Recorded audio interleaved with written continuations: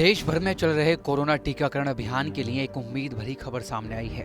खबर है कि मॉडर्ना और फाइजर की कोरोना वैक्सीन को जल्द से जल्द देश में उपलब्ध करवाने के लिए केंद्र उनकी शर्तें मानने को तैयार हो गया है।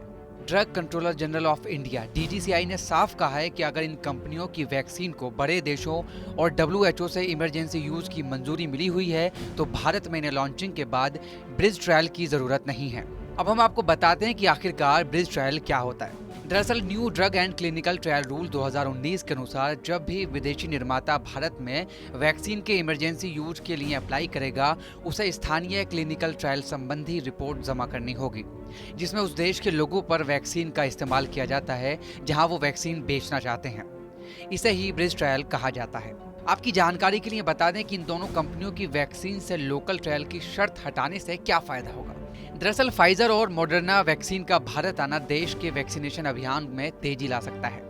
ये वक्त की जरूरत भी है क्योंकि केंद्र ने साल 2021 तक भारत के सभी नागरिकों को वैक्सीनेट करने का लक्ष्य रखा है और इस लक्ष्य को पूरा करने के लिए हमें ज्यादा से ज्यादा टीकों की जरूरत पड़ेगी।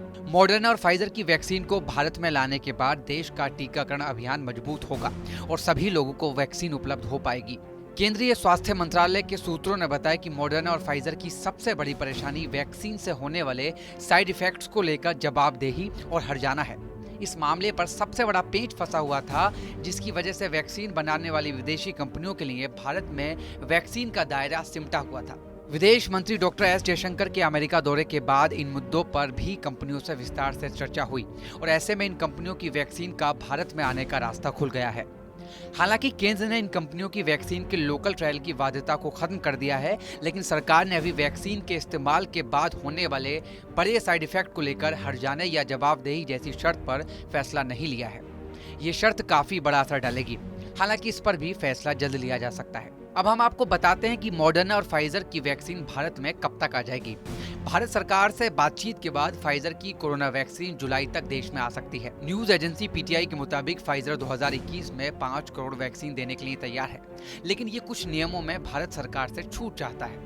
और वहीं अमेरिका की दवा कंपनी मॉडर्ना ने कहा कि उसने वयस्कों पर कोविड वैक्सीन के इस्तेमाल को अमेरिकी नियामक की पूर्ण मंजूरी दिलाने के लिए प्रक्रिया शुरू कर दी है। मॉडर्ना ने मंगलवार को घोषणा की कि 2 डोज वाली वैक्सीन पर की गई रिसर्च का डेटा FDA यानी फूड एंड ड्रग एसोसिएशन को देना शुरू कर दिया है।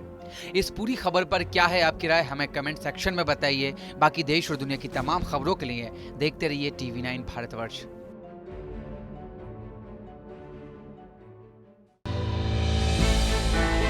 हमने की गलती फिर एक बार, कोरोना ने किया दोबारा प्रहार। मास्क, 2 गज दूरी, करें अपनी सुरक्षा पूरी। कोरोना टीका हम सबको लगाना है, मिलकर साथ समझदारी से कोरोना को हराना है।